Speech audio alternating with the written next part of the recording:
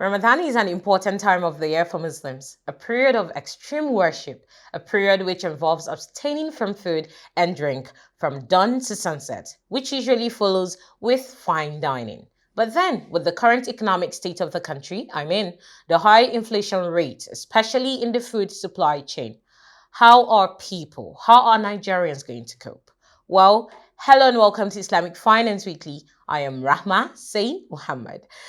Joining me on the show today is Abdulkabir Nasir, the Imam at Jazeera Islamic Center, and we'll be discussing on the outlook for Ramadan 2024. Thank you for joining me on the show. Thank you, sir. It's a pleasure. Thank you for having me. All right. Well, let's delve right in. Let's start with the first discussion of the day. To a layman, what is Ramadan? Who are those eligible for Ramadan? What's the eligibility criteria? And who are those that are eligible for participating in the Ramadan? Basically, Ramadan is the ninth month of the lunar calendar in which Muslims fast in it. Because this month is seen as a sacred month, and one of those ways of fulfilling the fact it's sacred is fasting the entirety of the month. So in the month of Ramadan, we fast from dawn to dusk as an act of worship to Allah subhanahu wa ta'ala. And then when we talk about those who are eligible, basically Allah says, Ya ayyuhalladhina amanu kutiba alaykumus siyam kama kutiba ala alladhina min qablikum la'allakum tattaqun. Oh, you have faith. Fasting has been prescribed for you, just as it has been prescribed for those before you, so that you would obtain piety. Now, that verse clearly addresses those who are believers. Now, when we look at the broad structure of the Sharia, we would realize that certain portions of those who are believers are also exempt from fasting, namely those who are not biologically matured, those who are so old that they will not be able to fast again, those who are chronically ill to the extent that fasting is almost impossible.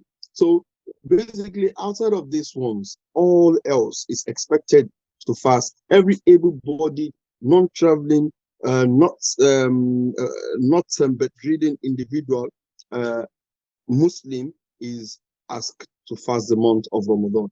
Allah says, "Faman shahida minkum al-shahra falyasumhu." Whosoever witnesses the month of Ramadan, let him or her fast that month. Okay, thank you for that.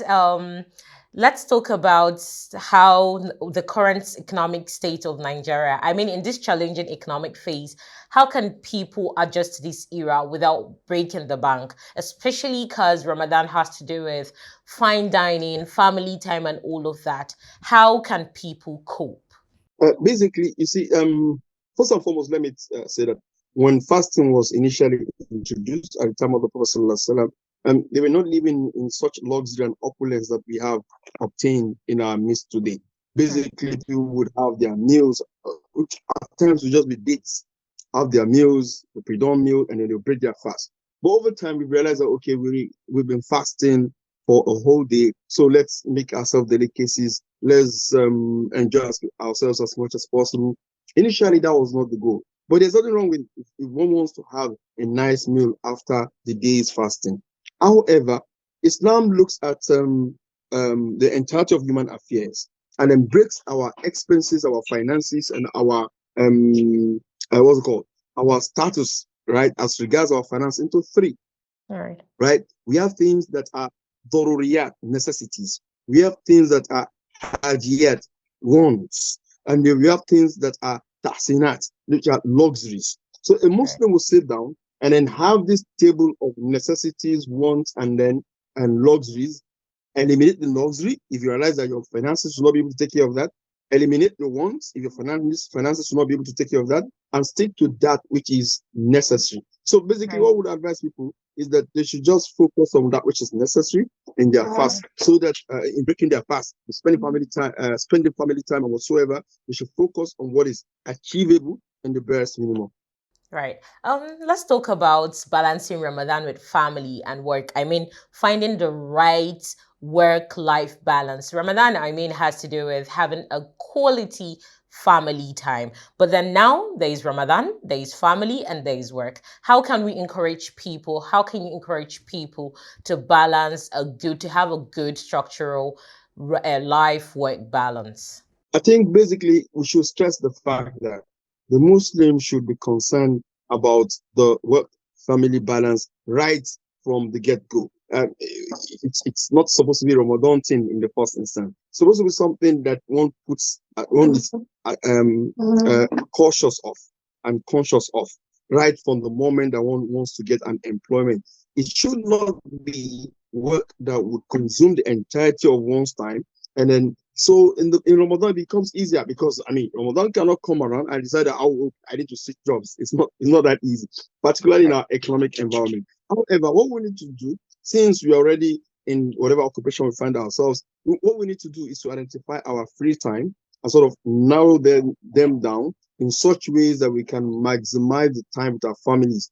If we used to stay back at the office voluntarily, then we probably find a way to cut down on this, leave for home earlier than before, and then just find a way to keep more time for the family. And also, we can schedule our annual leaves to put them around Ramadan.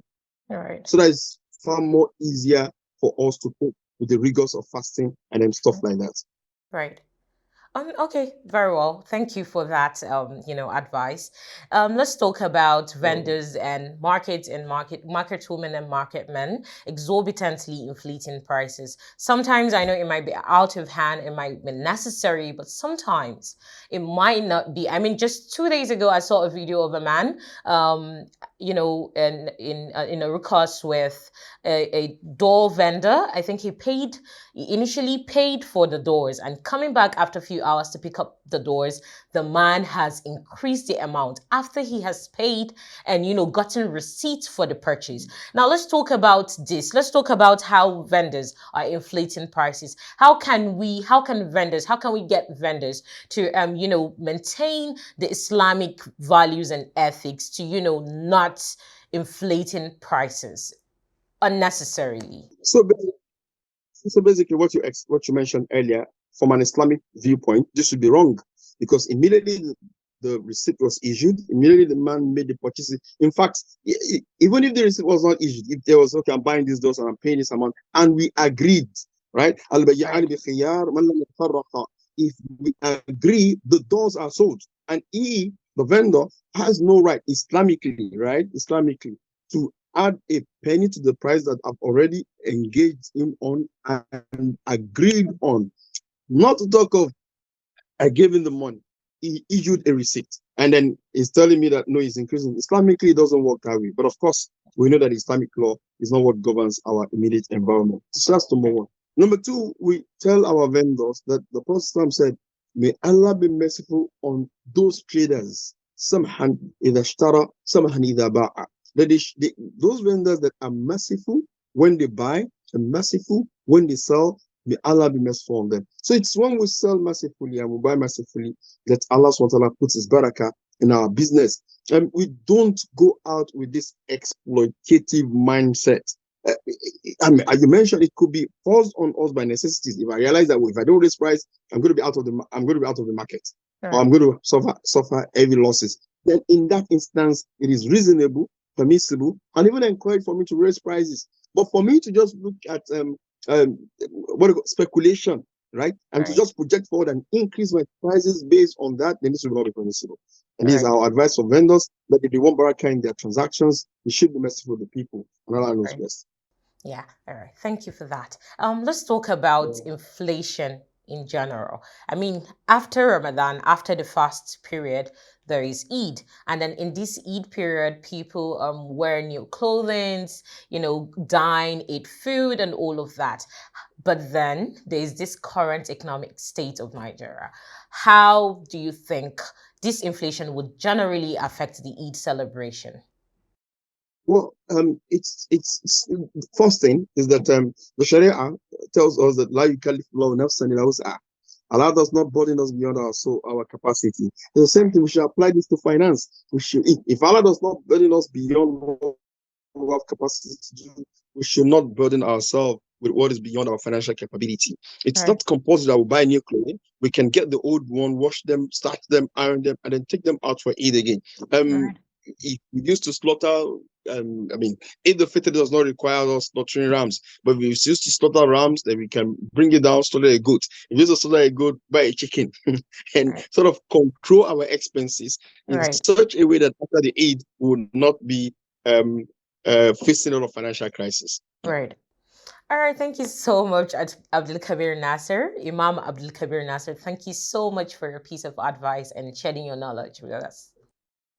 You're welcome. Ramadan Mubarak in advance. Ramadan Mubarak from the entire Web TV team, from us to you. Ramadan Mubarak to you too. Thank you. Well, you've heard from Abdulkabir Nasir. You do not have to go overboard for you to fulfill your Ramadan needs. All you have to do is weigh your obligations, weigh what is necessary, and then leave the rest. I mean, Allah does not burden someone with what he cannot control. Well, that will be all on Islamic Finance Weekly. Don't forget to keep it stayed with us next week on the program. Follow us on all our social media platforms displayed on the screen. Thank you for watching. I am Rahma. Say Muhammad. Ramadan Mubarak.